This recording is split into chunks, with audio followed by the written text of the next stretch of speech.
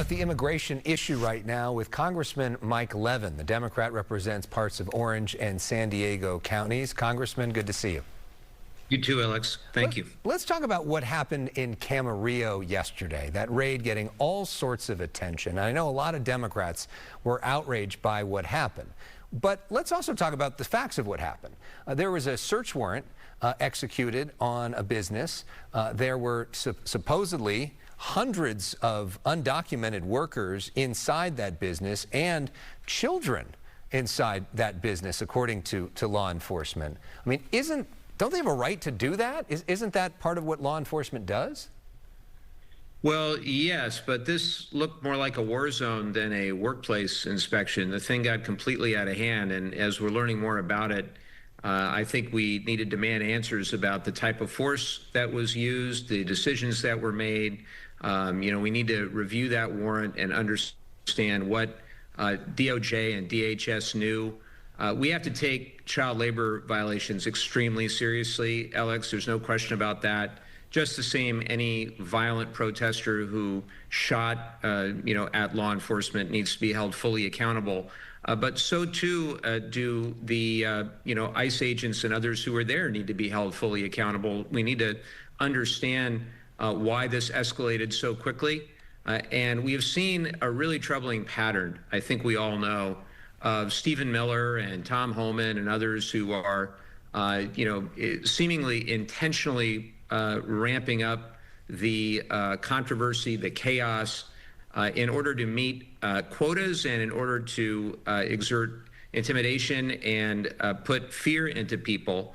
And fundamentally, when you go after laborers, you go after people who are working, who are paying taxes, who are contributing positively to our economy, that is a very unfortunate reality of what the administration is trying to do. When you have the Agriculture Secretary Brooke Rollins just say that we don't need immigrant labor at all in the United States, that's certainly not consistent with the facts on the ground.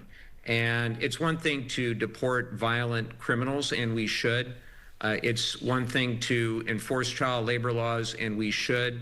But it's another to cause chaos and fear and to rip families apart.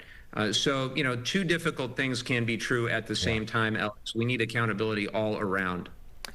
Is the border safer now? Well, I think it's at the southern land border is definitely, the pendulum has swung all the way the other way, where under the first couple of years of the Biden administration, you saw 1,300 people crossing in between ports of entry a day. That was entirely unacceptable, and I said so at the time.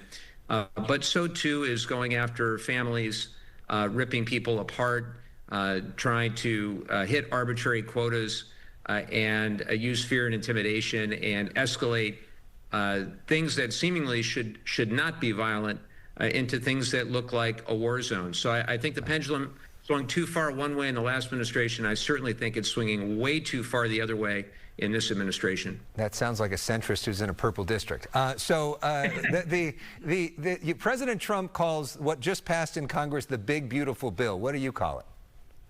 Big ugly bill, Alex. Big ugly bill. And you say real quickly that it will hurt California's home energy costs. How so? Well, it's going to increase energy prices. It's not me saying it. It's all the independent studies by, at least a few $100 a year. When you kneecap all of the clean and cheap energy because you are going to do whatever the fossil fuel industry wants, not only is it bad environmentally, but it's really bad economically. We are competing with China for the clean energy economy jobs of the future, whether it's solar, wind, or anything else. And we had been making great progress, and I'm proud of the policies that we passed to jumpstart that domestic supply chain for the clean energy future that I believe will dominate over the coming decades. And unfortunately, we're ceding now that leadership to China. They're dominating in terms of production of solar and wind and electric vehicles and all the rest. And really, there is no justifiable answer other than it's just doubling down on fossil fuel.